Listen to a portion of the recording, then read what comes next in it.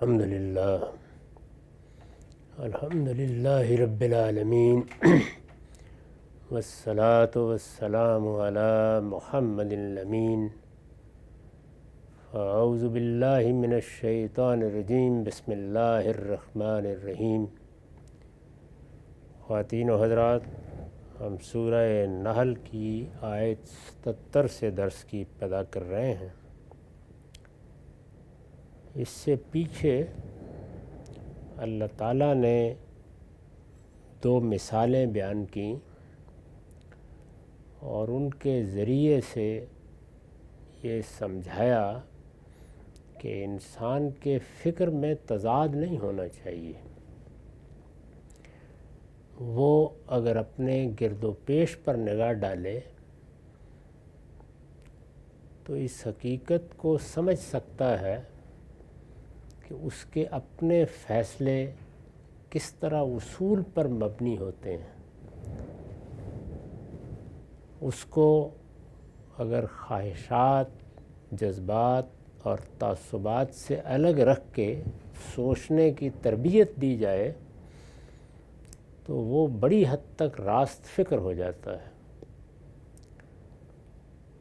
لیکن جیسے ہی وہ مذہبیات میں داخل ہوتا ہے اور وہاں اپنے تخیل کی بنیاد پر کچھ تصورات قائم کرتا ہے تو جو کچھ خود دنیا میں کر رہا ہوتا ہے یا سمجھ رہا ہوتا ہے اس کا اطلاق کرنے میں بھی غلطی کرتا ہے۔ اس کو مثالوں سے سمجھایا تھا اور پھر آخر میں یہ کہا تھا کہ ایک آقا کی مثال لو اور ایک اس شخص کی جو اس پر بوجھ بنا ہوا ہے، گونگا ہے، کوئی کام نہیں کر سکتا، کسی بات کا جواب نہیں دے سکتا، جہاں بھیجا جائے کسی چیز کو درست کر کے نہیں لاتا، تو اب کیا یہ دونوں برابر ہو جائیں گے؟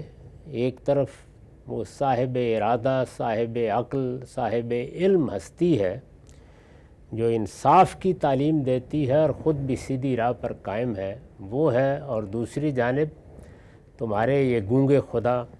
تو یہ تقابل کر کے بتایا تھا۔ اس پر میں نے لکھا ہے، یعنی ایک طرف خدا ہے حکیم ناطق، نہ صرف یہ کہ اس کی حکمت اس کائنات کے ذرے ذرے سے نمایاں ہے، خود انسان کا وجود اس کے علم، اس کی حکمت اور اس کے ارادے کا ایک شہپارہ ہے، اس کے ساتھ وہ حکیم ناطق ہے۔ وہ پہلے دن سے اپنے بندوں سے بات کر رہا ہے۔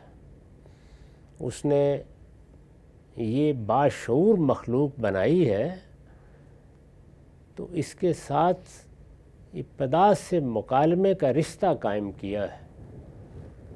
آدم علیہ السلام یا آدم و حوا کہیے، ان سے اس نے دنیا کی ابتدا کی۔ ان کی فطرت میں جو چیزیں ودیت فرمائیں، جیسے حادثہ اخلاقی عطا فرمایا، اپنی ذات کا شعور عطا فرمایا، علم و عقل کے مبادی ان میں الہام کیے، یہ سب چیزیں دیں، اس کے ساتھ اپنی ہدایت بھی پہلے دن سے ان کو میسر فرمائی، اور جب ہدایت میسر فرمائی تو ان سے کلام کیا۔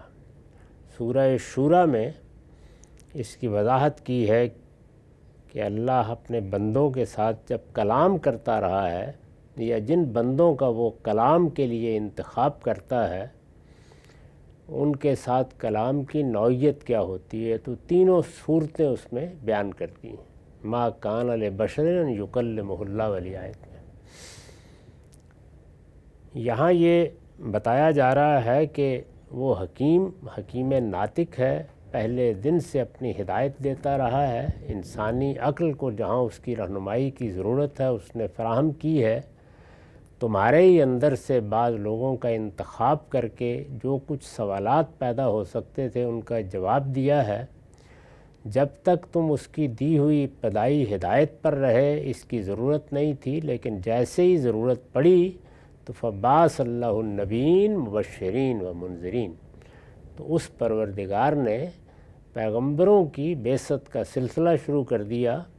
وہ آ کر اس پروردگار کی طرف سے انذار کرتے تھے اور لوگوں کو بشارت دیتے تھے۔ تو اس طرح تمہارا پروردگار بولتا ہوا پروردگار ہے، وہ تمہارے اپنے بنائے ہوئے بتوں اور تمہارے اپنے گھڑے ہوئے تصورات کے دیوی دیوتاؤں کی طرح گونگا بہرا نہیں ہے، سنتا بھی ہے اور بات بھی کرتا ہے۔ یعنی ایک طرف خدا ہے حکیم ناطق، دنیا کی ہدایت کے لیے اپنی کتابیں نازل کرتا ہے اور لوگوں کو عدل و انصاف کی تعلیم دیتا ہے۔ وہ اپنے دین کے معاملے میں یہ چاہتا ہے کہ جو فیصلہ کرو عدل کی بنیاد پر کرو۔ عدل فطرت سے ہم آہنگ تصورات کے لیے جامع تعبیر ہے۔ دنیا میں بھی ہم سے یہ تقاضا کیا گیا ہے، چنانچہ ایمان کے جو تقاضے قرآن میں بیان ہوئے ہیں ان میں ایک بڑا اہم تقاضا قیام بالقسط ہے، یعنی ہر حال میں بندہ انصاف پر قائم رہے، اپنے معاملات میں، اپنے پروردگار کے ساتھ معاملات میں، بندوں کے معاملات میں، ہر جگہ قائم بالقسط رہے۔ دنیا کی ہدایت کے لیے اپنی کتابیں نازل کرتا ہے اور لوگوں کو عدل و انصاف کی تعلیم دیتا ہے۔ پھر یہی نہیں، خود بھی قائم بالقسط ہے، یعنی اس کا اپنا ہر فیصلہ بھی عدل و قسط پر مبنی ہوتا ہے۔ قرآن نے اس کو بیان کیا ہے کہ اللہ اس بات کی خود گواہی دیتا ہے، اس کے فرشتے بھی یہی گواہی دیتے ہیں کہ انہو قائم بالقسط، اللہ تعالیٰ ہمیشہ سے قائم بالقسط ہے۔ پھر یہی نہیں، خود بھی قائم بالقسط ہے اور جو کچھ کرتا ہے کمال راستی اور صحت کے ساتھ کرتا ہے، یعنی جو اخلاقی شعور اس نے تمہیں دیا ہے اس کے لحاظ سے تمہارے ساتھ معاملہ کرتا ہے۔ دوسری طرف یہ تمہارے ٹھہرائے ہوئے معبود ہیں، گونگے بہرے، نہ تمہاری پکار سن سکتے ہیں، نہ اس کا جواب دے سکتے ہیں اور نہ تمہارا کوئی کام بنا سکتے ہیں۔ بتاؤ یہ کہاں کی عقل مندی ہے کہ دونوں کو یکساں سمجھ رہے ہو۔ یہ مثال پیچھے دی تھی جس کی میں نے وضاحت کی ہے۔ اس کے بعد اب آگے پھر ان کے اعتراضات کو لیا اور فرمایا کہ وَلِلَّهِ غَيْبُ السَّمَاوَاتِ وَالْأَرْضِ وَمَا أَمْرُ السَّاعَةِ إِلَّا كَلَمْحِ الْبَصَرِ أَوْ هُوَ أَقْرَبُ إِنَّ اللَّهَ عَلَى كُلِّ شَيْءٍ قَدِيرٌ۔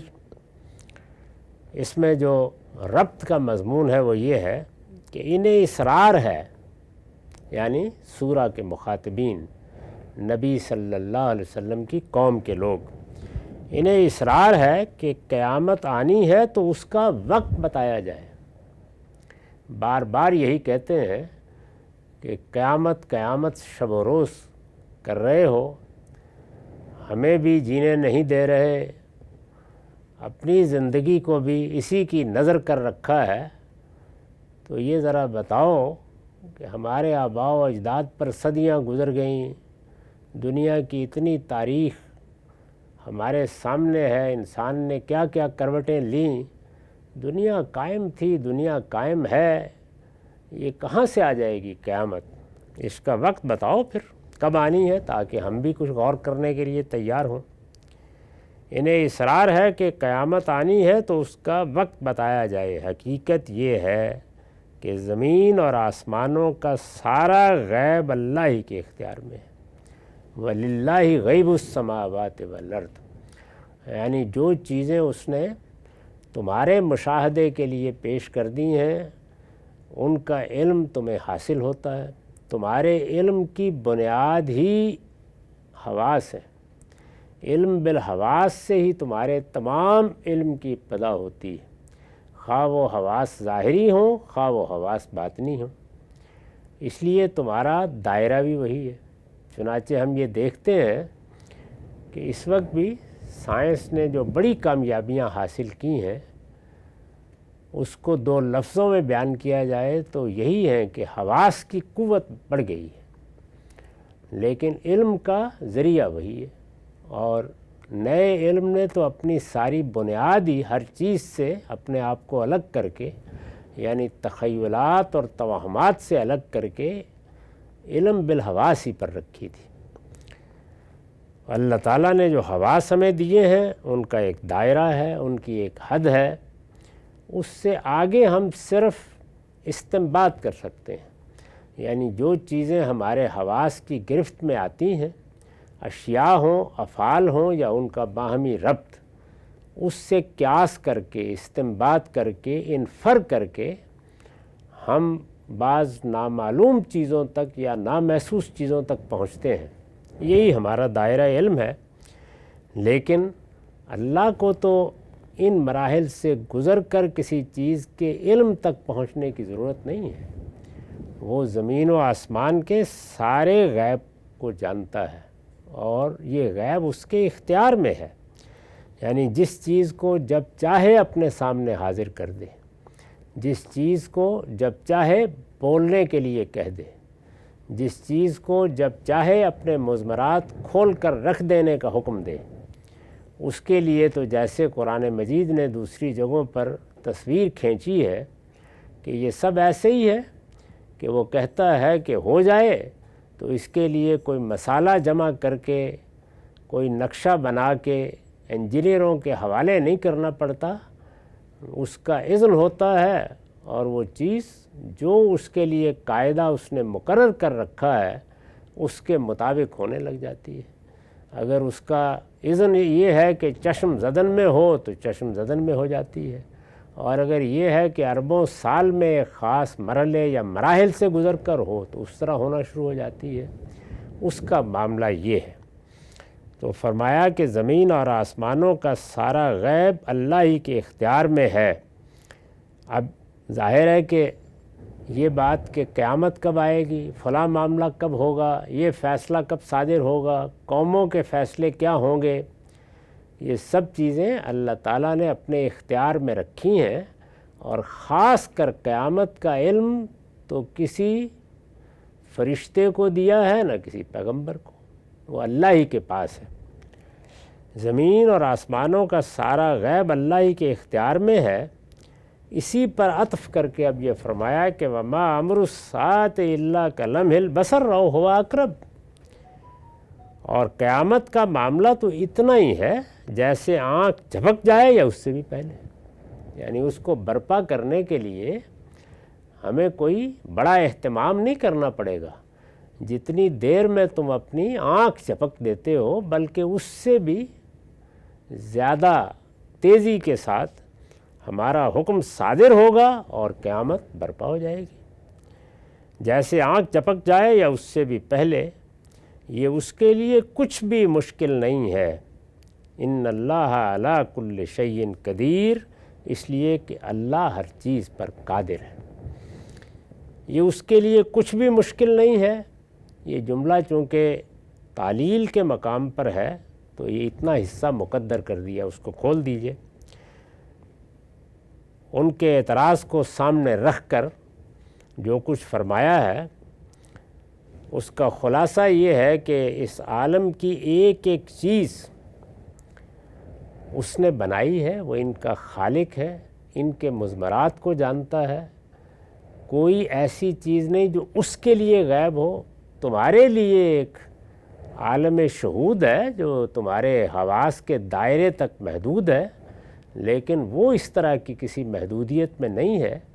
تم اپنے محدود علم کی بنیاد پر چیزوں کو قیاس کرتے اور اس طرح غلطی پر غلطی کھاتے چلے جاتے ہو۔ آسمان و زمین کی کوئی چیز ایسی نہیں جو اس سے چھپی ہوئی ہو، اور پھر ایسا بھی نہیں ہے کہ وہ چیزیں اس کے سامنے آئیں تو اس سے باغی ہو جائے، اس کے مقابل میں بے قابو ہو جائے۔ ہر چیز اس کے اختیار میں ہے۔ چنانچہ قیامت کا معاملہ بھی ایسا ہی ہے۔ قیامت کا وقت وہی جانتا ہے۔ جب برپا کرنا چاہے گا تو کچھ مشکل پیش نہیں آئے گی۔ آنکھ جھپک جائے یا اس سے بھی پہلے، اگر اس کا اذن اس طرح ہوگا تو اس طرح برپا ہو جائے گی، اور اگر مختلف مراحل سے گزار کر اسے برپا کرنا مقصود ہوگا تو اس طرح برپا ہو جائے گی۔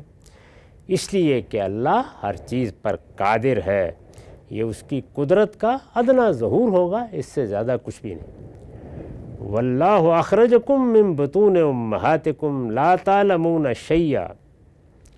اب گویا جو کچھ ہمارے مشاہدے میں آتا ہے اس سے استدلال کیا ہے کہ اللہ تعالیٰ کے بارے میں یہ کیا فلسفے بگاڑنا شروع کر دیتے ہو، یہ کیسے ہوگا اور وہ کیسے ہوگا۔ دیکھو ذرا، واللہ اخرجکم من بطون امہاتکم لا تعلمون شیئا، تم کو اللہ ہی نے تمہاری ماؤں کے پیٹ سے نکالا، اس وقت تم کچھ نہیں جانتے تھے۔ یعنی تمہاری ابتدا کہاں سے ہوئی ہے؟ اس قطرہ آب کو دیکھو، اس بیضے کو دیکھو، دونوں کے ملاپ سے جو چیز وجود میں آتی ہے اس کو دیکھو۔ کیا دریافت کر سکتے ہو کہ جو شعور تمہارے اندر پیدا ہوتا ہے، حیات کی جو گرما گرمی وجود میں آتی ہے، جو ارسطو و افلاطون بن کر تم اٹھ کھڑے ہوتے ہو، اس کے کوئی آثار وہاں نظر آتے ہیں؟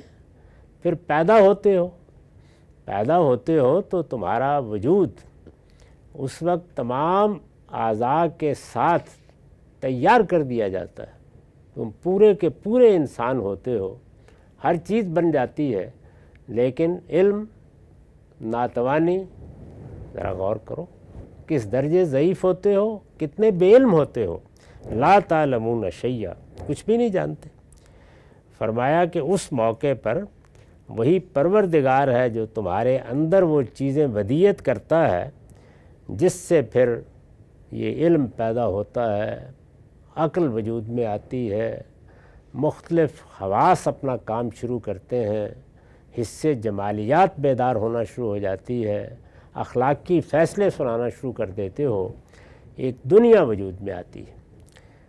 وَجَعَلَ لَكُمُ السَّمْعَ وَالْأَبْصَارَ وَالْأَفْئِدَةَ لَعَلَّكُمْ تَشْكُرُونَ، اس نے تمہیں کان اور آنکھیں اور سوچنے والے دل دیے۔ یعنی یہ جو چیزیں دی ہیں، ذرا غور کرو کہ کیا یہ اس وقت تھیں جب تم ماں کے پیٹ سے باہر آئے تھے؟ کان تھے، لیکن وہ کان نہیں تھے جو حقائق کو سنتے اور ان کو معنی دیتے ہیں، وہ کان نہیں تھے اس وقت۔ تو اسی طرح کی آوازیں زیادہ سے زیادہ سمجھ سکتے تھے جس طرح کی آوازیں جانور بھی سمجھ لیتے ہیں۔ انسانیت کے کان تو بہت دیر بعد کہیں ملتے ہیں۔ آنکھیں اس طرح دیکھ سکتے تھے، دیکھنے کی صلاحیت تو تھی، لیکن وہ آنکھیں جو بصارت کو بصیرت بناتی ہیں وہ اس وقت میسر نہیں تھیں۔ دل دھڑکتا تھا سینے میں، دماغ کام کرتے تھے، لیکن جس طرح پھر سوچتے ہو، پھر نئی دنیایں وجود پذیر کر دیتے ہو، ایجادات کے انبار لگا دیتے ہو، ایسا ہی تھا۔ یہ سب ہم نے تمہیں اس طرح دیا اور ان مراحل سے گزار کر دیا تاکہ جب کوئی چیز ملے تو جب نہیں ملی ہوئی تھی اس کا تقابل کر کے اس کے نعمت ہونے کا شعور تمہارے اندر پیدا ہو۔ دینے کو پہلے دن دے دیتے، اس لیے کہ تم شکر کرو۔ یہ سب اس لیے دیا۔ اس پر میں نے حاشیہ لکھا ہے، یعنی پیدا ہوئے تو صرف ایک مضغہ گوشت تھے، ایسے بے خبر کہ کسی جانور کا بچہ بھی اتنا بے خبر نہیں ہوتا۔ بس گوشت کا ایک لوتھڑا تھا، اس میں آنکھ کان ناک سب بنا دیے گئے تھے، ماں باپ آغوش میں اٹھائے پھرتے تھے، اپنی کوئی معمولی سی ضرورت بھی خود پورا کرنے کے قابل نہیں تھے۔ یعنی پیدا ہوئے تو صرف ایک مضغہ گوشت تھے، ایسے بے خبر کہ کسی جانور کا بچہ بھی اتنا بے خبر نہیں ہوتا۔ جانوروں کے بچے اپنی بہت سی ضروریات پوری کرنے کے فوراً قابل ہو جاتے ہیں، تم اس قابل بھی نہیں تھے، مگر اللہ نے اس کے بعد تم کو وہ تمام صلاحیتیں عطا کر دیں جن پر ناز کرتے ہو۔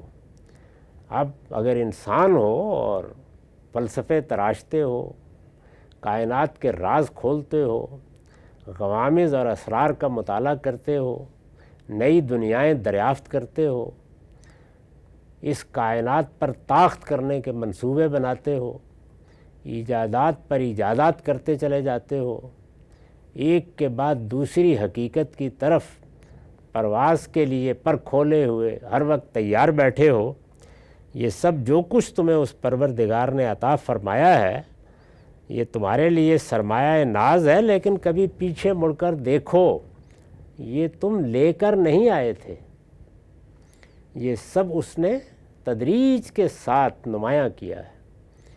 تمہارے بس میں نہیں تھا کہ قبل از وقت اس کو حاصل کر لو، اس نے جب چاہا تو وہی آوازیں سننے والے کان جو آوازوں کو معنی نہیں پہنا سکتے تھے، وہ علم اور سراسر علم بنتے چلے گئے۔ وہ آنکھیں جو بس دائیں بائیں دیکھ لیتی تھیں، ان کے سامنے اشیاء آئیں، افعال آئے، وہ ان کو نام دینے کی صلاحیت پیدا کرنے میں کامیاب ہو گئیں، وہ ان ناموں کو باہمی ربط میں لانے کے لیے تیار ہو گئیں، وہ اس ربط سے معنی اور علوم پیدا کرنے کے قابل ہو گئیں۔ یہ سب چیزیں اسی نے دیں۔ یہ بے بہا نعمتیں اس لیے دی گئی تھیں کہ خدا کے شکر گزار بندے بنو۔ یہ نعمتیں اس لیے نہیں ملی تھیں کہ تم خدا کی زمین پر خدا ہی سے سرکشی اختیار کر لو، یہ اس لیے دی گئی تھیں کہ تمہارے اندر شکر کا جذبہ پیدا ہو، اور اسی وجہ سے تمہارے سامنے یہ چیزیں عدم سے وجود میں آئی تھیں، یہ نہیں تھیں پھر پیدا ہوئی تھیں، ایک دن میں نہیں دنوں میں وجود پذیر ہوئی تھیں۔ ان کے پیدا ہونے کے لیے تمہیں، تمہارے ماحول کو، تمہارے ماں باپ کو قدم بقدم بہت کچھ سفر کرنا پڑا تھا۔ اس پر ایک نگاہ ڈال کے دیکھو۔ یہ بے بہا نعمتیں اس لیے دی گئی تھیں کہ خدا کے شکر گزار بندے بنو، لیکن تعجب ہے کہ تمہارے یہ کان، یہ آنکھیں اور یہ دل ہر چیز کے لیے کھلے ہیں، لیکن صرف خدا کی بات سننے اور اس کی آیات کو دیکھنے اور صرف اسی کے بیان کردہ حقائق پر غور کرنے کے لیے بند ہو گئے۔ یعنی دیں تو یہ سب نعمتیں اس نے تھیں، اور ان کا استعمال یہ تھا کہ تم ان نعمتوں پر اس کے شکر گزار بندے بن کر جیتے، اور پھر جب اس کے پیغمبر آ کر اس کی ہدایت تم تک پہنچاتے تو ان کے ذریعے سے ان کی بات کو سمجھتے۔ قرآن مجید نے یہ بتایا ہے کہ انسان کی فطرت میں جو علم دیا گیا ہے، جب وہ علم ظہور پذیر ہو جاتا ہے شعور کی عمر کو پہنچنے کے بعد، تو انسان یہ فیصلہ کرتا ہے کہ وہ اس علم کی قدر کرے گا یا اپنے آپ کو اپنی خواہشات کے حوالے کر دے گا۔ اگر وہ اس علم کی قدر کرتا ہے جو اس کے پروردگار نے اس کی پیدائش کے ساتھ اس میں ودیت کر دیا ہے، تو اللہ تعالیٰ اس کے صلے میں اس کا سینہ پیغمبروں کے علم کے لیے کھول دیتا ہے۔ پیغمبروں کے علم کو وہی لوگ آگے بڑھ کر لپک کر لیتے ہیں جو فطرت میں جتنا علم ودیت کیا گیا ہے اس کی قدر کرتے ہیں۔ یہ اللہ کا قانون ہدایت و ضلالت ہے، یعنی انسان اپنی فطرت میں موجود ہدایت کی قدر کرے تو مزید ہدایت، اور اگر وہ اس کی ناقدری کرے تو کچھ مہلت ضرور ملتی ہے، لیکن مہلت کا عرصہ ختم ہونے کے بعد پھر ضلالت در ضلالت، گمراہی در گمراہی اس کی ابتدا ہو جاتی۔ لیکن تعجب ہے کہ تمہارے یہ کان، یہ آنکھیں اور یہ دل ہر چیز کے لیے کھلے ہیں، صرف خدا کی بات سننے اور اس کی آیات کو دیکھنے اور صرف اسی کے بیان کردہ حقائق پر غور کرنے کے لیے بند ہو گئے۔ انبیاء علیہم السلام کی ہدایت یہ انسان کی زندگی کا سب سے بڑا المیہ ہے۔ اندازہ کیا جا سکتا ہے کہ انسان اپنے معاملات میں، اپنے کاروبار کے معاملات میں، اگر کوئی علم اس کا پیشہ بن جاتا ہے تو اس کے معاملات میں، کسی علم سے دلچسپی ہو جائے تو اس میں کیسے کیسے نکات دریافت کرتا اور کتنا راست فکر ہوتا ہے۔ یعنی جو اس کی فطرت میں علم کے طریقے بتائے گئے ہیں وہ ٹھیک آپ غور کیجئے تو ان کے مطابق کام کرتا ہے، لیکن جب پیغمبروں کی ہدایت سامنے آتی ہے تو یہ معلوم ہوتا ہے کہ اس کے ہاں کوئی روشنی تھی جس کا سوئچ بند کر دیا گیا، یعنی وہ پھر اندھا اور بہرا ہو جاتا ہے۔ اس پر یہ واضح ہوتا ہے کہ میرے سامنے وہ حقائق پیش کیے جا رہے ہیں جو زندگی اور زندگی کے ان حقائق کی حقیقت کھولتے ہیں جن کا ادراک میری فطرت میں ہے۔ ہونا تو یہ چاہیے کہ وہ ان کے لیے لپکے، وہ اسی طرح لپکے جس طرح پیاسا پانی کی طرف لپکتا ہے، اس کے بجائے وہ گریز، فرار، اعتراض کے راستے تلاش کرتا ہے۔ اور جس طرح کا رویہ ایک سلیم الفطرت انسان میں ہونا چاہیے، وہ جس کو قرآن نے کہا ہے کہ جا بقلب منیب، وہ اس سے صادر نہیں ہوتا۔ تو ارشاد فرمایا کہ یہ تم نے کر ڈالا، جبکہ یہ کان اور یہ آنکھیں اور یہ سوچنے والے دل تو اس لیے دیے گئے تھے کہ تم شکر گزار ہو، اور اگر شکر گزار ہوتے تو اللہ تمہیں کبھی ہدایت سے محروم نہ کرتا۔ اگر یہ سمجھتے کہ یہ نعمتیں کتنی بڑی نعمتیں ہیں، کیسی بے بہا نعمتیں ہیں، تو وہ ان نعمتوں کو اتمام تک پہنچا دیتا۔ یہی وجہ ہے کہ اللہ تعالیٰ نے جو ہدایت پیغمبروں کے ذریعے سے دی ہے، اس کے بارے میں یہ فرمایا ہے کہ یہ ابتدائی نعمت نہیں ہے، وہ تو میں نے تمہیں دے کے پیدا کیا، یہ اتمام نعمت ہے۔ میں نے نعمت کو پورا کر دیا ہے، اس کی انتہا پر پہنچا دیا ہے۔ وہ جو قرآن مجید میں آیت ہے جس میں یہ بیان کیا گیا ہے کہ جو دین ہم نے اے پیغمبر آپ کو دینا شروع کیا تھا جب پہلی وحی آئی، وہ آج پایہ تکمیل کو پہنچ گیا، تو اس میں کیا کہا ہے؟ الیوم اکملت لکم دینکم واتممت علیکم نعمتی، یعنی دین بھی پورا کر دیا اور نعمت بھی پوری کر دی ہے۔ تو اللہ کی نعمت پوری ہو جاتی ہے جب پیغمبروں کی ہدایت کو ہم قبول کرنے کے لیے تیار ہو جاتے ہیں۔ وہی سلسلہ بیان ہے جس میں اللہ اپنی نشانیوں کی طرف توجہ دلاتا ہے، ان کے اعتراضات کے جواب دیتا ہے، اور ساتھ انذار۔ اب فرمایا کہ الم یرو الی الطیر مسخرات فی جو السماء، کیا انہوں نے پرندوں کو نہیں دیکھا کہ آسمان کی فضا میں حکم کے پابند بنے ہوئے ہیں؟ یعنی جو فضائیں ہیں ان میں ہم تو ایک زمانے میں اڑنے کے بس تصورات ہی کرتے تھے پرندوں کو دیکھ کر، اور انہی کو دیکھ کر مہمیز ہوا کہ ہم بھی اڑنے کی صحیح کریں، اور پھر اس پروردگار نے جو عقل اور علم ہمارے اندر ودیت کیا تھا اس کا ظہور بھی ہو گیا۔ لیکن توجہ دلائی ہے کہ پرندوں کو دیکھا نہیں کبھی، فضا میں حکم کے پابند بنے ہوئے ہیں۔ یہ جو حکم کے پابند بنے ہوئے ہیں یہ قرآن کی خاص تعبیر ہے کہ ہم نے جب کوئی چیز بنائی ہے، آسمان، زمین، پہاڑ، سمندر، دریا، ہوائیں اور تم انسان، تو ہر ایک میں اس کا امر یا اس سے متعلق حکم کو الہام کر دیا ہے، اور وہ چیزیں اسی حکم کے ظہور میں تمہارے سامنے آتی ہیں۔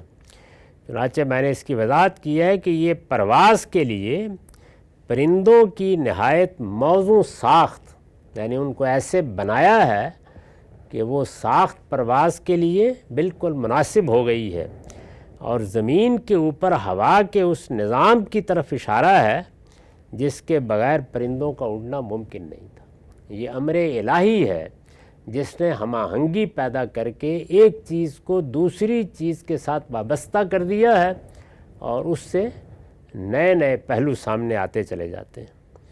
کیا انہوں نے پرندوں کو نہیں دیکھا کہ آسمان کی فضا میں حکم کے پابند بنے ہوئے ہیں؟ ان کو صرف اللہ تھامے ہوئے ہے، ما یمسکہن الا اللہ، یعنی یہ اس کا امر ہے۔ ایک جانور میں اور خود انسان میں اگر ذرا سا اختلال پیدا کر دیا جائے، نہ وہ اڑنے کے قابل رہتا ہے نہ یہ چلنے کے قابل رہتا ہے۔ تو یہ اللہ کا امر یا اس کا حکم ہے جو وہ صلاحیت پیدا کرتا اور پھر پورے نظم عالم کے ساتھ اس کو وابستہ کر دیتا ہے۔ ان فی ذالک لآیات لقوم یؤمنون، یقیناً اس میں ان لوگوں کے لیے بڑی نشانیاں ہیں جو ایمان لانا چاہیں، فعل ارادہ فعل کے معنی میں استعمال ہوا ہے۔ چنانچہ میں نے لکھا ہے کہ یعنی خدا کے علم و حکمت اور رحمت و ربوبیت کی نشانیاں۔ اگر غور کر کے دیکھیں تو ایک ایک چیز میں اگر غور کرے گا تو خدا کا علم دیکھے گا، اس کی حکمت دیکھے گا، اس کی رحمت، اس کی پروردگاری دیکھے گا۔ اصل میں لقوم یؤمنون کے الفاظ آئے ہیں، ان میں فعل ارادہ فعل کے معنی میں ہے، ہم نے ترجمہ اسی کے لحاظ سے کیا ہے۔ یعنی عربی زبان میں فعل اپنے مختلف مدارج کے لحاظ سے استعمال ہو جاتے ہیں، تو یہاں لقوم یؤمنون میں یؤمنون ارادہ فعل کے معنی میں ہے، جو ماننا چاہیں۔ ہمارا وقت ختم ہو گیا۔ اقول قولی ھذا واستغفر اللہ لی ولکم ولسائر المسلمین۔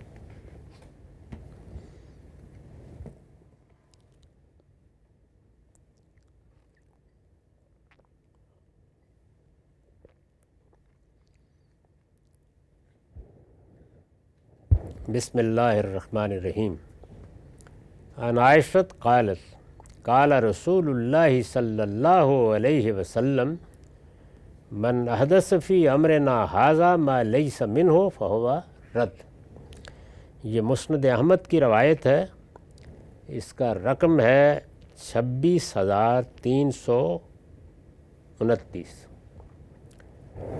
ترجمہ یہ ہے، سیدہ عائشہ رضی اللہ عنہا سے مروی ہے، ام المومنین کی روایت ہے، انہوں نے بیان کیا کہ رسول اللہ صلی اللہ علیہ وسلم نے فرمایا، جس نے ہمارے اس دین میں کوئی نئی بات نکالی وہ رد کر دی جائے گی۔ اللہ تعالیٰ کو اس بات پر اصرار ہے کہ دین وہی ہے جو اس نے اپنے پیغمبروں کی وساطت سے دیا ہے۔ قرآن مجید میں بھی یہ مضمون جگہ جگہ مختلف الفاظ میں بیان ہوا ہے، اور یہ بتایا گیا ہے کہ اپنی طرف سے کبھی دین بنانے کی کوشش نہ کرو۔ اللہ نے جتنی ہدایت مطلوب تھی پیغمبروں کے ذریعے سے دے دی ہے، اس ہدایت پر عمل کرنے میں کوئی حالات کے لحاظ سے مشکل پیش آئے تو اس کے اصول اور اس کے حقائق کو سامنے رکھ کر اجتہاد کرو گے، اپنی طرف سے اپنی خواہش سے کسی چیز کو اچھا سمجھ کر دین میں داخل کرنے کی صحیح کرو گے تو یہ اللہ تعالیٰ پر جھوٹ باندھنا ہے، یہ افتراء علی اللہ ہے۔ اس پر نبی صلی اللہ علیہ وسلم نے بھی بہت تنبیہ فرمائی ہے، اور قرآن مجید نے بھی جہاں پہ حرمتوں کی وضاحت کی ہے وہاں بہت تفصیل کے ساتھ یہ بات واضح کر دی ہے کہ اللہ نے جو چیزیں حرام ٹھہرائی ہیں ان میں جس طرح شرک ایک بڑا گناہ ہے، اسی طرح علم کے بغیر اللہ کی طرف کسی بات کو نسبت دے کے دین بنانا بھی بڑا گناہ ہے۔ اسی کے لیے دو اصطلاحات ہمارے ہاں بن گئی ہیں، ایک شرک اور دوسرے بدعت۔ دونوں بڑے گناہ ہیں، یعنی نہ شرک کے قریب جانا چاہیے۔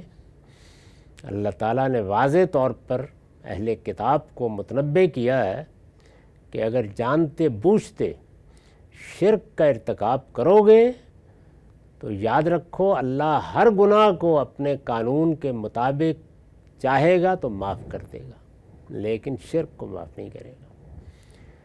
اسی کے قریب کی چیز بدعت ہے، اور بدعت کو افتراء علی اللہ کہہ کے یعنی اللہ پر جھوٹ باندھنا، شرک کو بھی یہی کہا ہے اور بدعت کو بھی یہی کہا ہے، دونوں کا رشتہ واضح کر دیا ہے کہ وہاں کیا ہے، وہاں یہ ہے کہ اپنی طرف سے کسی کو کوئی اختیار تفویض کر دینا، کسی کی کوئی حیثیت متعین کر دینا، یہ فلاں اللہ تعالیٰ کی خلق میں اس طرح شامل ہے، یہ فلاں اس کائنات کے نظم میں یہ حصہ رکھتے ہیں، فلاں ہستی کے یہ اختیارات ہیں اور فلاں کے یہ اختیارات ہیں۔ یہ بات جو آدمی بھی کہے گا اور اللہ کی طرف سے کسی وضاحت کے بغیر کہے گا وہ جھوٹ باندھے گا اللہ تعالیٰ پر، تو اللہ تعالیٰ پر جھوٹ باندھنے سے بڑا جرم کیا ہو سکتا ہے۔ اسی طرح کا معاملہ اس وقت ہوگا جب دین میں کوئی چیز داخل کی جائے گی، اللہ تعالیٰ اس کو آخری درجے کا جرم قرار دیتے ہیں۔ چنانچہ سورہ اعراف میں جہاں حرمتوں کی وضاحت کی ہے وہاں آخر میں یہی کہا ہے کہ وَأَن تَقُولُوا عَلَى اللَّهِ مَا لَا تَعْلَمُونَ، تم اللہ کی طرف نسبت دے کر کوئی ایسی بات بیان کرو جو تمہارے علم میں نہیں ہے۔ علم کی بنیاد پر اللہ کی طرف بات کی نسبت کی جاتی ہے، یعنی وہ اپنے تصورات کی بنیاد پر نہیں ہو سکتی، خود کسی چیز کو اچھا یا برا قرار دے کر نہیں ہو سکتی، اس کے فوائد خود متعین کر کے نہیں ہو سکتی۔ وہ کرنا ہے دنیا کے معاملات میں کرو، اللہ نے اس کی عقل تمہیں دی ہے، وہ دائرہ کھلا ہوا ہے، لیکن اللہ کے دین کے معاملے میں یہ استدلال کیا ہی نہیں جا سکتا۔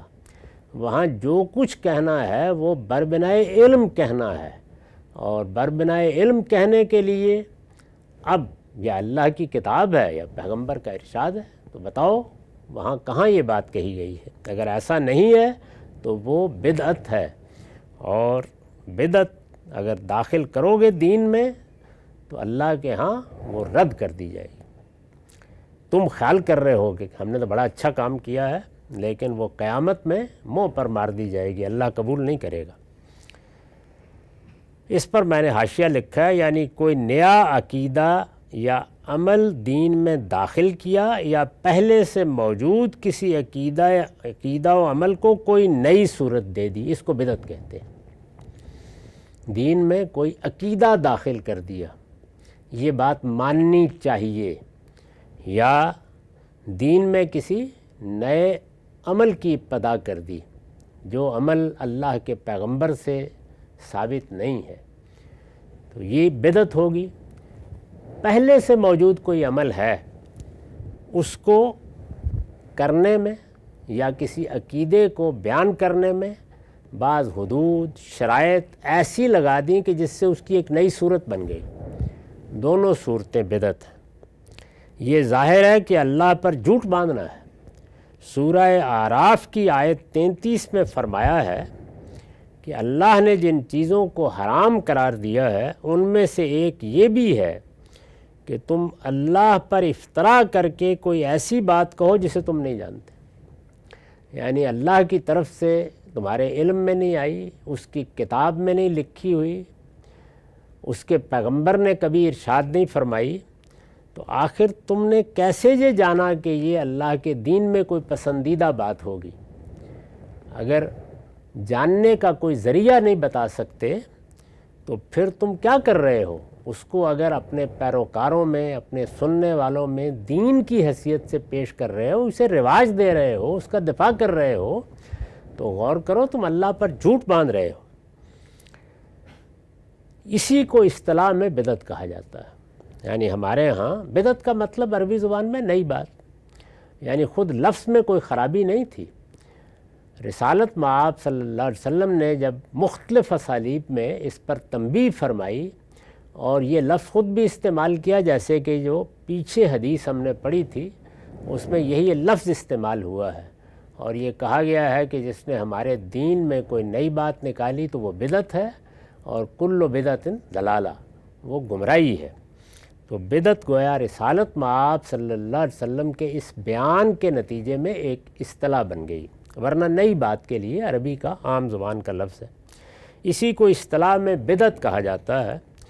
چنانچہ دنیوی معاملات کے بارے میں جس طرح یہ طے ہے کہ ہر وہ چیز جس سے روکا نہیں گیا مباح ہے، یعنی اللہ نے اگر کسی چیز سے روکا نہیں ہے تو دنیا کی چیزیں اصلاً مباح ہیں، پھر دیکھنا پڑے گا اس میں کہ ہمارے علم و عقل کی روشنی میں ان میں کوئی خرابی ہے تو ہم بچیں گے اس سے، لیکن اللہ نے اس پر کوئی حکم صادر نہیں فرمایا۔ دنیاوی معاملات میں یہی اصول ہے، وہاں اس کی ضرورت نہیں ہوتی کہ اگر گاڑی پر سوار ہونا ہے، جہاز ایجاد کرنا ہے تو دین کا حکم معلوم کیا جائے، علم و عقل کی روشنی میں فیصلے کریں۔ دینی معاملات میں بھی اسی طرح طے ہے کہ ہر وہ چیز ممنوع ہے جس کے لیے کوئی بنیاد اللہ اور اس کے رسول کی ہدایت میں موجود نہیں ہے۔ دین میں الٹ ہے، یعنی وہاں یہ ہے کہ ہر چیز اصلاً جائز ہے، آپ فیصلہ کر لیں، آپ کے لیے بہتر ہے تو کر لیں، لیکن دین میں ہر چیز منع ہے جب تک کہ یہ نہ بتایا جائے کہ یہاں اللہ نے اس چیز کو مشروع فرمایا ہے۔ ہر وہ چیز جس سے روکا گیا ہے اس سے رکنا ہے، اور اللہ کے دین میں کوئی بنیاد موجود نہیں ہے تو آپ اپنی طرف سے اس کا فتویٰ نہیں دے سکتے۔ چنانچہ دنیوی معاملات کے بارے میں جس طرح یہ طے ہے کہ ہر وہ چیز جس سے روکا نہیں گیا مباح ہے، یعنی جائز ہے، دینی معاملات میں بھی اسی طرح طے ہے کہ ہر وہ چیز ممنوع ہے جس کے لیے کوئی بنیاد اللہ اور اس کے رسول کی ہدایت میں موجود نہیں ہے، یعنی یا وہ چیز ہونی چاہیے اور یا اس کا اجتہادی اطلاق سامنے آنا چاہیے، اس کی بنیاد ہونی چاہیے۔ امامت کا عقیدہ اور ان لوگوں کی تکفیر جو اپنے آپ کو مسلمان کہتے بلکہ اپنے مسلمان ہونے پر اصرار کرتے ہیں، اس کی دو نمایاں ترین مثالیں، یعنی جو بڑی بدعتیں لوگوں نے ایجاد کی ہیں ہماری امت میں، وہ یہ دو ہیں: مسلمان ہونے پر اصرار کرنے والوں کی تکفیر اور امامت کا عقیدہ۔ تو اب یہ فرمایا کہ اس طرح کی کوئی بات خود نکالو گے رد کر دی جائے گی، مطلب یہ ہے کہ اللہ اسے قبول نہیں کرے گا، وہ اس کے حضور میں رد کر دی جائے گی، تو قیامت میں اس کی کوئی قدر و قیمت نہیں ہوگی، اور الٹا اس کو ایجاد کرنے والا اللہ پر جھوٹ باندھنے کے جرم میں ماخوذ ہو جائے گا۔ تو اس سے اللہ کی پناہ مانگنی چاہیے۔ اس مضمون کی کچھ مزید روایتیں بھی آگے آ رہی ہیں۔ وآخر دعوانا الحمدللہ رب العالمین۔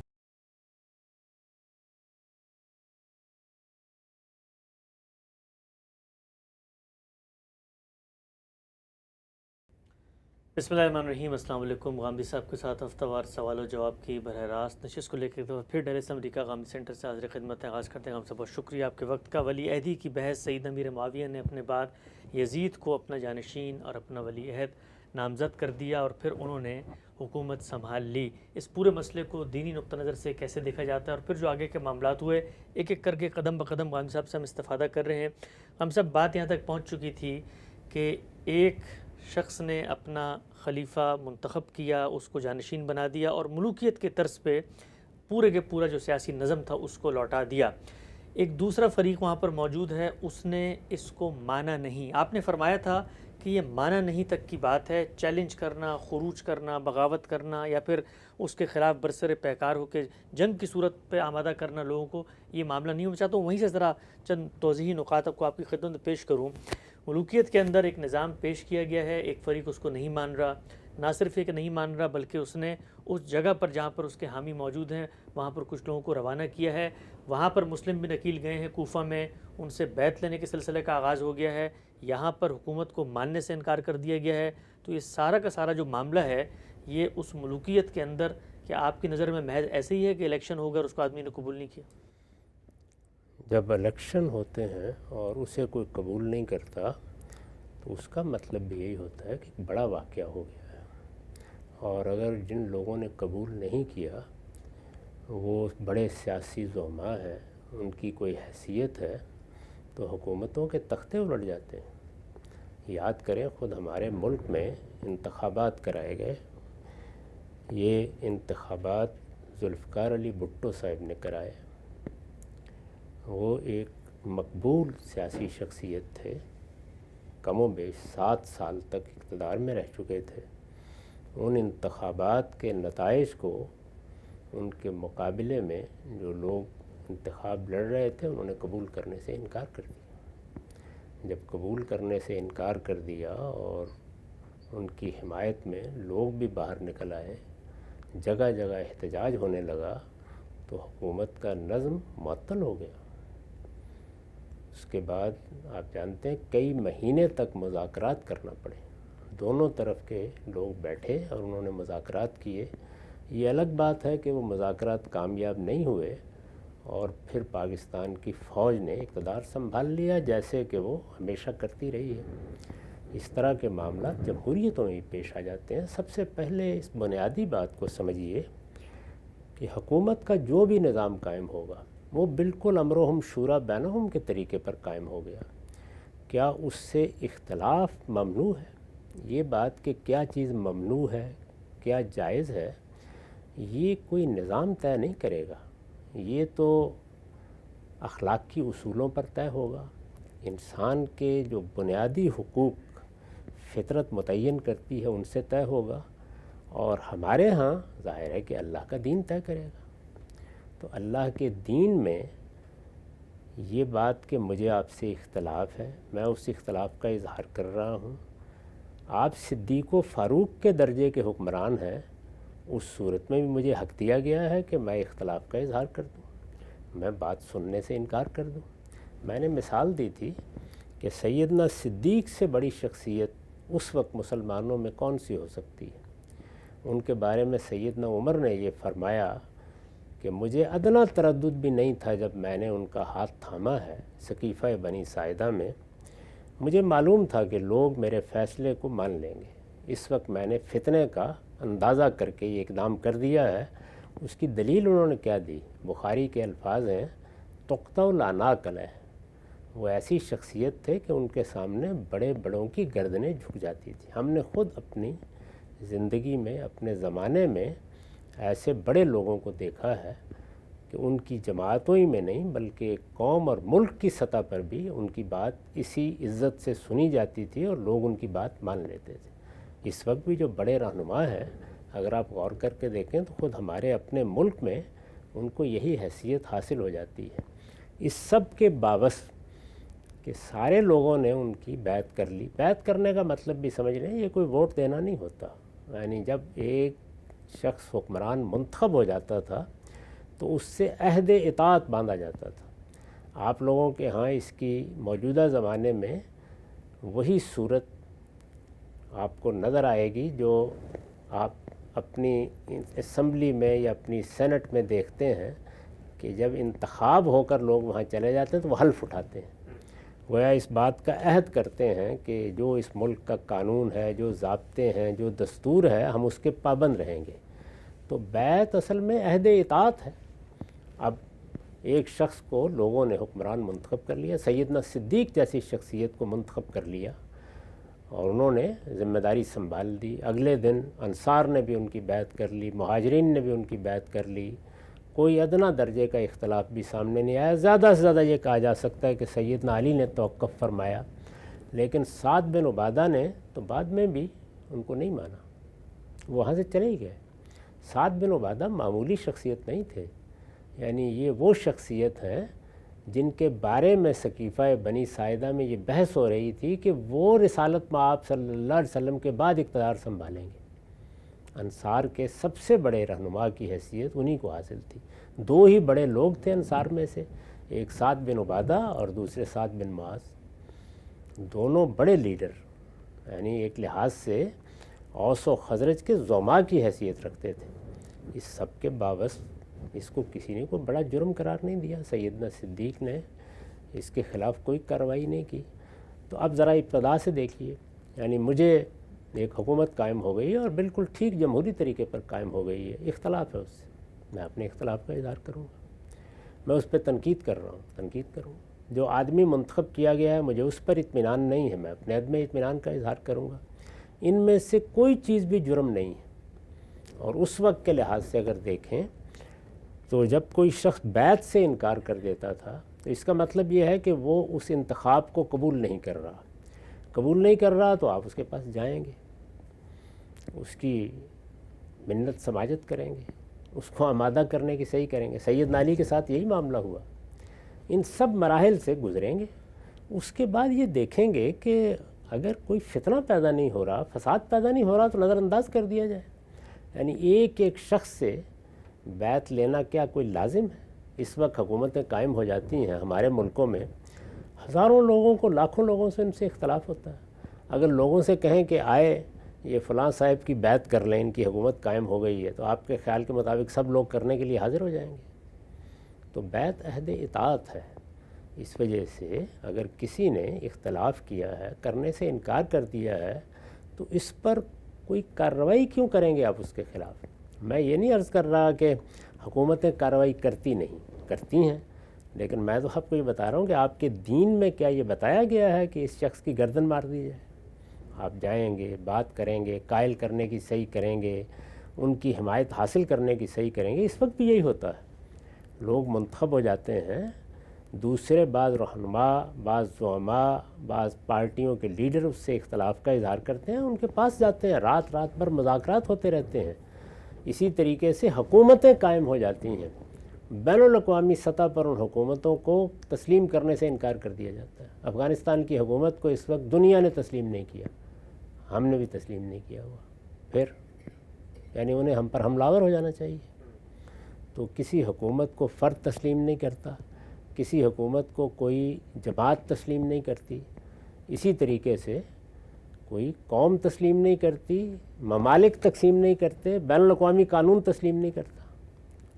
اس سے اس کو یہ حق نہیں حاصل ہو جاتا کہ وہ اقوام متحدہ پر حملہ کرنے کے لیے تیار ہو جائے، قائل کیا جاتا ہے۔ تو اس لیے اگر سیدنا حسین نے معاویہ رضی اللہ عنہ کے اس فیصلے کو قبول نہیں کیا، اور میں نے عرض کر دیا تھا کہ اس وقت دو ہی بڑی سیاسی قوتیں تھیں، ایک بنو امیہ اور دوسرے بنو ہاشم، اور خاص طور پر شیعان علی، بلکہ صحیح تعبیر یہ ہوگی کہ ایک طرف شیعان علی تھے، دوسری جانب شیعان معاویہ تھے۔ شیعان معاویہ کو اقتدار حاصل ہو گیا، سیدنا حسن نے ایک معاہدے کے ذریعے سے ان کے حق میں دستبرداری اختیار کر لی۔ اس وقت بھی اگر آپ تاریخ پڑھیں تو سیدنا حسین کو ان کے فیصلے سے اختلاف تھا، بلکہ تاریخوں میں یہ ذکر آتا ہے کہ سیدنا حسن نے بہت تنبیہ کی اس موقع پر، اور یہ کہا کہ میں تمہیں قید کر دوں گا، اب میں نے فیصلہ کر لیا ہے، اس لیے اس فیصلے پر عمل ہونا چاہیے۔ سیدنا حسن نے سیدنا حسین کو قید کر سیدنا حسین کو کہا، بھائی تھے، یعنی آج کے زمانے میں کھڑے ہو کر اپنی عقیدتوں کے حوالے سے نہیں دیکھنا چاہیے۔ یہ سب ہوا، اس کے بعد ایک دن نہیں، 2 دن نہیں، 20 سال معاویہ رضی اللہ عنہ نے حکومت کی ہے پوری شان کے ساتھ۔ پھر انہوں نے حالات کا لحاظ کر کے یہ فیصلہ کیا کہ جو نظام اس سے پہلے خلفائے راشدین نے قائم کیا تھا وہ صحابہ کی اس جماعت کے لیے بالکل موزوں تھا جو رسالت مآب صلی اللہ علیہ وسلم کی قیادت میں پیدا ہوئی۔ اس کے رہنما بالکل متعین تھے، وہ 10-12 لوگ تھے۔ اس کا مستقر بھی بالکل واضح تھا، وہ مدینہ ہی تھا۔ مہاجرین و انصار کی جماعتیں بھی بالکل متعین تھیں جو اس وقت سیاسی عصبیت رکھتی تھیں، اس لیے وہ نظم چلتا رہا۔ اب جو سلطنت بن گئی ہے اور اتنی بڑی سلطنت ہے، اس وقت تو جزیرہ نما عرب بلکہ اس کے بھی بعض علاقے ابھی پوری طرح زیر اقتدار نہیں آئے تھے، وہاں تک حکومت محدود تھی۔ اب یہ 3 بر اعظموں تک پہنچ رہی ہے، اس میں یہ نظام نہیں چل سکتا۔ فیصلہ کیا انہوں نے، میں نے یہ عرض کیا تھا کہ اگر امرہم شورا بینہم کے اصول پر عمل کرنا ممکن نہیں رہا اور کوئی شخص دیانتداری سے اس نتیجے پر پہنچا، اور وہ مسلمانوں کا ایک بڑا رہنما ہے، اس نے 20 سال تک حکومت کی ہے، اور یہ نتیجہ بھی اس نے مشورہ کر کے بہت سے لوگوں کے ساتھ انہوں نے مذاکرات کیے ہیں، بہت سے لوگوں سے بات کی ہے، ان سے پوچھا ہے، اس میں کئی برس لگے ہیں، تو پھر انہوں نے ایک فیصلہ کر لیا۔ اس فیصلے کو سیدنا حسین نے، جو دوسری بڑی سیاسی قوت کی رہنمائی کر رہے تھے، قبول نہیں کیا۔ جب انہوں نے قبول نہیں کیا تو میرے نزدیک وہ پورا حق رکھتے تھے کہ قبول نہ کریں، اس پہ تنقید کرنا چاہتے کر سکتے تھے، لوگوں کو بتانا چاہتے کہ اس میں یہ خرابی ہے، وہ بھی ٹھیک تھا۔ انہوں نے اس طرح کی کوئی تقریر نہیں کی، وہ گریز کر کے مدینہ سے نکل آئے۔ مکہ میں حج کا زمانہ تھا، وہاں لوگ سارے عالم اسلام سے جمع ہوئے تھے، انہوں نے وہاں پر بھی کوئی تقریریں نہیں کی، کوئی بات بیان نہیں کی، لوگوں کو اشتعال دلانے کی کوشش نہیں کی، کسی فساد کی بنیاد نہیں رکھی۔ اپنے بچوں کے ساتھ وہ نکلے، اس لیے کہ کوفہ ان کے والد کا دارالحکومت رہا تھا، اور شیعان علی کی وہاں بہت بڑی تعداد بھی تھی۔ انہوں نے جب مسلم بن عقیل کو بھیجا ہے تو لوگ جوک در جوک نکلے ہیں، لوگوں کی محبت ہوتی ہے، تعلق ہوتا ہے۔ اس وقت بھی اگر آپ پاکستان میں دیکھیں تو بعض شہروں میں بعض شخصیات کو غیر معمولی مقبولیت حاصل ہوگی۔ آپ کے ہاں میرے جیسا ایک آدمی بتا سکتا ہے کہ یہ وہ پٹی ہے جس میں فلاں پارٹی کو اکثریت حاصل ہے، یہ پٹی وہ ہے۔ یہ امریکہ میں دیکھیے آپ جانتے ہیں نا، یہ ریڈ سٹیٹس ہیں، یہ بلیو سٹیٹس ہیں، جانتے ہیں نا آپ۔ تو اس طرح بہت سی جگہوں پر کسی خاص شخصیت یا کسی خاص جماعت کو زیادہ مقبولیت حاصل ہوتی ہے۔ ان کا خیال تھا کہ کوفے میں بہت بڑی تعداد ہمارے حامیوں کی ہے۔ پھر وہاں کے زعماء نے، وہاں کے بڑے لوگوں نے ان کو خطوط لکھے اور یہ کہا کہ یہ اگر آپ حکمت عملی کے لحاظ سے دیکھیں تو بڑی غیر معمولی جگہ ہے، یعنی اس کی ایک اسٹریٹجک اہمیت تھی کوفہ کی۔ اگر آپ نقشے میں دیکھیں، یہاں اگر آپ آ جائیں تو ہم آپ کا ساتھ دینے کے لیے تیار ہیں۔ حالات کا جائزہ لینے کے لیے انہوں نے مسلم کو بھیجا وہاں پہ۔ حالات پلٹ گئے ان کے جانے سے پہلے، لیکن لوگ ان پہ عہد باندھ رہے تھے۔ یہ جو بیعت کی جا رہی تھی یہ گویا اس بات کا عہد تھا کہ آپ آئیں گے یہاں تو ہم آپ کا ساتھ دینے کے لیے اچھا، تیار یہ ہیں۔ وہ نظام اقتدار کے لیے کوئی الگ ابھی کوئی اس طرح کا اقدام کیا ہی نہیں انہوں نے سرے سے۔ تو اس طرح کے عہد معاہدے عربوں میں عام ہوتے رہتے تھے، یعنی خود رسالت میں آپ صلی اللہ علیہ وسلم نے مختلف موقعوں پر بیعت لی ہے، کبھی اسلام کی بیعت لی ہے، بیعت رضوان۔ اب کیا آپ اس کے بارے میں یہ کہیں گے کہ یہ بیعت وہ ہے کہ جس کے بعد گویا اقتدار منتقل ہو گیا؟ نہیں، بہت سے عہد معاہدے اسی طرح ہوتے تھے، اس زمانے کا عام رواج تھا، اسی کے تحت لوگوں نے ان کے ساتھ عہد باندھا۔ لیکن حکومت کی طرف سے اقدام ہوا اور انہوں نے جو اس سے پہلے وہاں کے عامل تھے، آپ گورنر کہہ سکتے ہیں جدید اصطلاح میں، ان کو تبدیل کر دیا اور ایک ایسے شخص کو بھیج دیا جس نے پوری قوت کے ساتھ لوگوں کو بتا دیا کہ اگر کوئی اس طرح کی حرکت ہوئی یا اس طرح کا کوئی بغاوت کا اقدام ہوا تو میں کیا کروں گا۔ یہ بھی بالکل معمول کی بات ہے، لوگ ساتھ دینے کے لیے تیار ہوتے ہیں، ان کے دل بھی آپ کے ساتھ ہوتے ہیں، لیکن بعض اوقات حکومت ایسا اقدام کرتی ہے کہ اس کے بعد لوگ ٹھٹر کر بیٹھ جاتے ہیں۔ ابھی آپ کے ہاں 9 مئی کو کیا ہوا ہے؟ تو ایسا ہی ہوتا ہے بھائی، سیاسی چیزوں کو سیاسی طریقے سے دیکھنا چاہیے۔ لوگوں کی بڑی تعداد ان کے ساتھ تھی، ان کے دل ان کے ساتھ تھے، وہ چاہتے تھے کہ ساتھ دیں، اس چیز کو سامنے رکھ کر انہوں نے سفر کیا۔ ابھی کوئی اقدام نہیں کیا، اپنے بچوں کو لے کر، اپنے خاندان کے لوگوں کو لے کے وہاں جا رہے تھے۔ ایک جگہ سے دوسری جگہ منتقل ہونا کوئی جرم کی بات ہے؟ اگر کسی جگہ آپ کی زیادہ حمایت ہے، وہاں جانے میں کوئی دینی لحاظ سے، اخلاقی لحاظ سے مانع ہے؟ وہاں جانے کے بعد اگر لوگ ان کا ساتھ دیتے اور وہ کوئی اقدام کرتے تو اب یہ سوال پیدا ہوتا کہ حکومت کو کیا حق حاصل ہوا ہے۔ اس طرح کا کوئی معاملہ نہیں ہوا۔ اچھا، حکومت کو یہ محسوس ہوا کہ یہ یہاں آئیں گے تو بغاوت ہو جائے گی، وہ اس کو روکنا چاہتی تھی، ہر حکومت روکتی ہے۔ تو اس کا طریقہ کیا تھا؟ اس کا طریقہ یہ تھا کہ ان کو اگر واپس کرنا تو واپس کر دیا جاتا، وہ چلے جاتے، کہیں قیام فرماتے تو آپ ان کو ان کے گھر میں محصور کر دیتے، نظر بند کر دیتے۔ حکومت کے لیے ایک ایسی شخصیت کو جس کے ساتھ اس کے خاندانی کے لوگ ہیں مار دینا، قتل کر دینا، یہ ضروری تھا؟ یہ کوئی معمولی اقدام ہے؟ یعنی یہ ایسے ہی کیا جا سکتا ہے؟ تو ہمارے دین کا قانون یہ ہے کہ آپ حکومت سے اختلاف کریں، آپ تنقید کریں، آپ کہیں، برملا کہیں کہ ہم اس حکومت کو تبدیل کرنا چاہتے ہیں، یہ سب باتیں آپ کو کہنے کا حق حاصل ہے۔ جب تک فساد پیدا نہیں ہوگا کسی شخص کی جان نہیں لی جا سکتی۔ اس لیے میں یہ کہتا ہوں کہ ان کی شہادت ایک مظلومانہ شہادت تھی، یعنی انہوں نے کسی جرم کا کوئی ارتکاب نہیں کیا تھا، ابھی کوئی اقدام نہیں کیا۔ جتنے اقدامات انہوں نے کیے، یہ خیال کرنا کہ میں حق ہوں، میں بہتر حکومت چلا سکتا ہوں، یا اس وقت ہم جو نظام دیں گے وہ اس کے مقابلے میں بہتر ہوگا، یا ہم لوگوں کی بہتر طریقے سے خدمت کریں گے، یا ہمارا یہ حق ہے، لوگ اس سے پہلے بھی ہماری حکومت کو یا میرے والد کی حکومت کو مان چکے تھے۔ یہ سب باتیں جتنی ہیں سب جائز باتیں ہیں، ان میں سے کسی چیز پر اعتراض نہیں کیا جا سکتا۔ اس کے لیے کسی جگہ جانا، اپنے حامیوں کو منظم کرنا، ان کی بات سننا، وہ وہاں جاتے، حالات کا جائزہ لیتے، اور ظاہر ہے کہ ایک زیرک رہنما کی حیثیت سے اگر محسوس کرتے کہ کوئی اقدام کیا جا سکتا ہے تو کر لیتے۔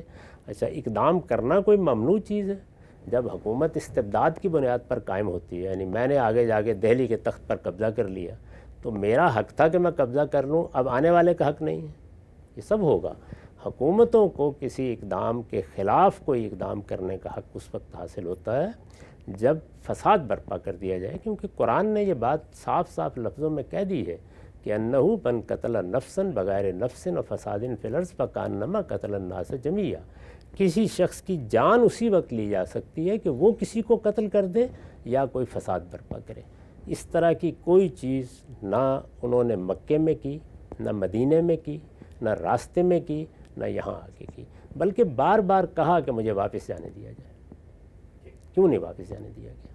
تو اس لیے معاملے کو ایسے دیکھنا چاہیے۔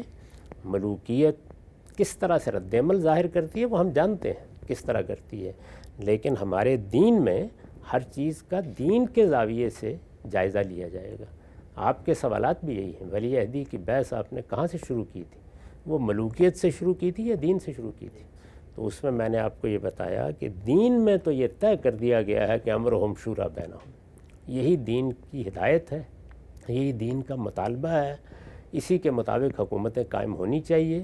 البتہ ہمارے دین میں انسانوں کو یہ رعایت دی گئی ہے کہ اگر وہ دین کے کسی حکم پر یا ہدایت پر یا کسی ارشاد پر عمل نہ کر سکیں، یعنی مجبوریوں کی وجہ سے، مجبوریاں انفرادی زندگی کی بھی ہوتی ہیں، اجتماعی زندگی کی بھی، تو اس صورت میں اللہ تعالیٰ مواخذہ نہیں فرمائے گا۔ اسی چیز کا لحاظ کر کے یہ فیصلہ کیا گیا کہ اس وقت جو سلطنت قائم ہو گئی ہے اس میں کوئی جمہوری نظام نہیں بنایا جا سکتا۔ میں اس پر بڑی تفصیلی بحث کر چکا ہوں کہ جمہوری نظام کے لیے پہلی ناگزیر شرط یہ ہے کہ ایک ایسا ایوان نمائندگان وجود میں لایا جا سکے جس کو پوری قوم کا اعتماد حاصل ہو۔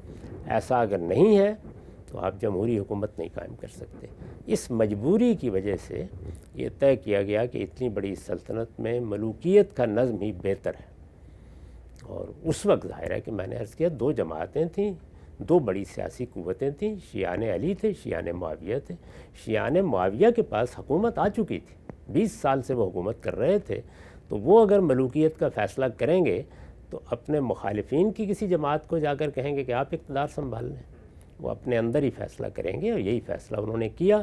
اس فیصلے سے سیدنا حسین کو بھی اختلاف کا حق حاصل تھا، سیدنا عبداللہ بن زبیر کو بھی اختلاف کا حق حاصل تھا۔ یہ اختلاف کا حق اس وقت بھی تھا، یہ آج بھی ہے، یہ قیامت تک رہے گا۔ جب تک کوئی فساد کا اقدام نہیں کیا جاتا، لوگوں کی جان، مال، آبرو کو خطرے میں نہیں ڈالا جاتا، اس وقت تک کسی حکومت کو کسی کی جان لینے کا کوئی حق نہیں۔ تو ولی عہدی کی دین میں کیا حیثیت ہے؟ سلسلہ گفتگو کی آج 5ویں نشست تھی۔ سیدنا حسین نے ایک معاملے میں ایک رائے اختیار کی۔ یہ جو رائے اختیار کی گئی تھی، یہ رائے اپنی ذات میں کیا تھی؟ کیا ملوکیت کے مقابلے میں کوئی جمہوریت، شرائعیت میں مبنی نظام پیش کیا جا رہا تھا، یا اس کے مقابلے میں خود ایک دوسری متبادل ملوکیت کی تجویز تھی؟ یہ سب چیزیں زیر بحث آئیں گی، کھل کے اس پہ بات ہوگی انشاءاللہ۔ وقت یہاں پہ ختم ہوتا ہے، دوبارہ حاضر خدمت ہوں گے، اب تک آپ کا بہت شکریہ۔